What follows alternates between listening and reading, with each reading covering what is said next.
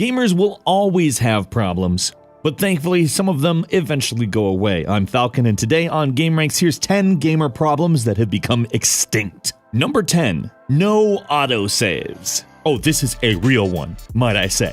We're starting right off with the real stuff. Okay, so the point of games is immersion, right? So the more immersed you are, the less you are thinking about important things like saving. So even if you could save in literally any spot, which by the way the games of yesteryear often did not allow, instead opting for a more specific save point system, you didn't always remember to. Once autosaves happened though, the amount of, I didn't save, has gone down significantly. Almost all the time I have a means to fall back, even when I wasn't thinking of saving, because you know what? The game is. At certain points or intervals, it's just like, all right, here you go. Number 9, losing internet connection when the phone rings. Remember back when you had online games and you were like, online games are the best thing that has ever happened? How did this come about? I can play with other people that are just anywhere? This is amazing! But the old internet required a phone line. And if you were anything like anybody in the 90s, your parents were like, we need to get call waiting. And whenever anybody called on the call waiting, the little click sound that it would make would disconnect the internet connection, giving the person who was calling the ability to interrupt your game. Yeah, I'm sure whatever important thing they had to say over the telephone was definitely important enough to kick me off of Phantasy Star Online. Yeah, no, it wasn't. Number 8, dealing with a mechanical mouse. Okay, so you know how mice use lasers now? You literally never find one with the ball in them. Yeah, it used to only be the ball. There used to never be lasers in mice. And those things got so dirty, you'd never think that they could collect the amount of dirt that they did. Especially seeing mice now, which collect no dirt, but they would accumulate dirt and they would stop working because the dirt would get all over the wheels inside. And then you'd have a little hump to get over, which would generally be fine for your normal spreadsheet-oriented activities, but Doom, but Quake? Oh no.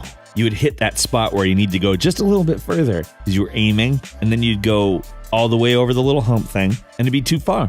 Damn good thing this got resolved before games like Overwatch existed, because that would be a nightmare. Number 7, winners don't do drugs PSAs. Considering drugs can mean anything nowadays, it could mean legal things, it could mean illegal things. It's really very non-specific. They don't put that in front of a lot of stuff now. But in arcades in the 90s, people thought, you know what? If we get between people and the game that they're trying to play with a screen, oh yeah, winners actually just beat the game. In the context of a game, it doesn't matter if you did drugs or not. In fact, in some esports competitions, they're having to ban people from using drugs that help them win too much. So winners don't do drugs? I don't know. Winners maybe don't get caught doing drugs. Just to clarify, that was not an endorsement of drugs. Number 6, games without a password or save function, like Chip and Dale's Rescue Rangers, game where you just literally had to beat it. You know why Mega Man worked? Because it had a password function. You could be like, all right, I've got these powers.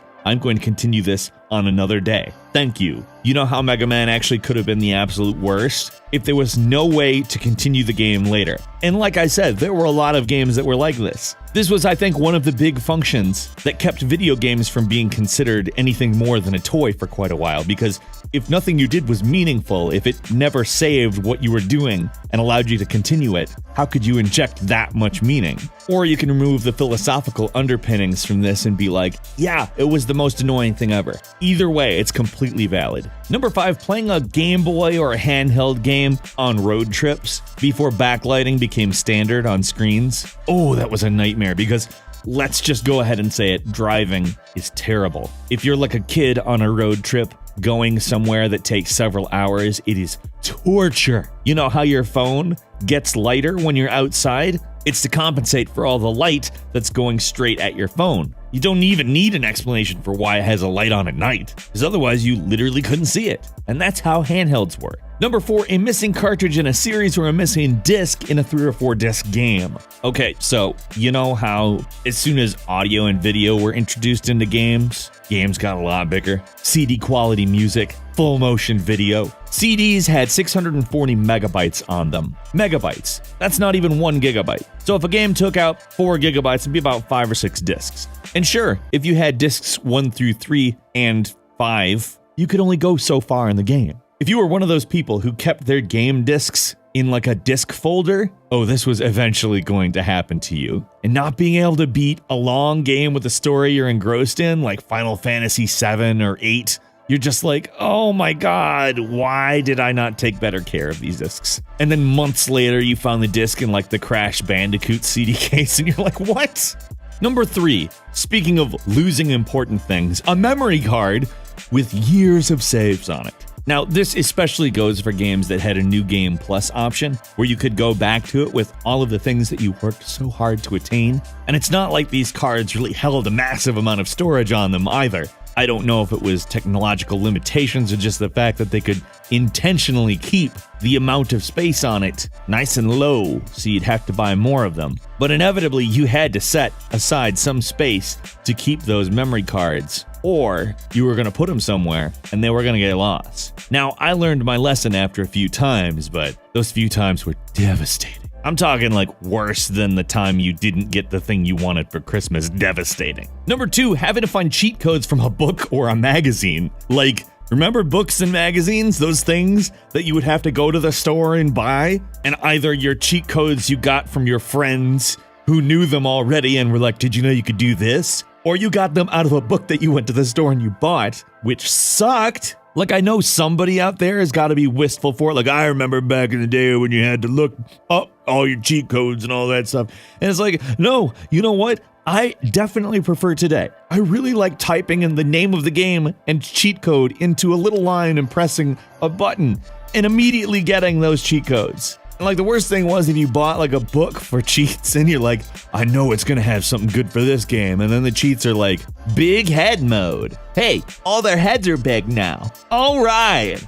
And finally, number 1, remember how I talked about games that don't have saves? I talked a little bit, just a tiny bit, about the various things that you might have to do in order to maintain a saveless game, and one of them was keep the console on. Yeah, let's just talk about that specifically for a second. Yeah, you can do that now, and after 10 minutes of inactivity, the things go into suspend mode. They don't waste any electricity. The chance of the game itself crashing seems to be much lower than if you just left it on. And generally leaving stuff, just letting it be, not really that big of a deal anymore.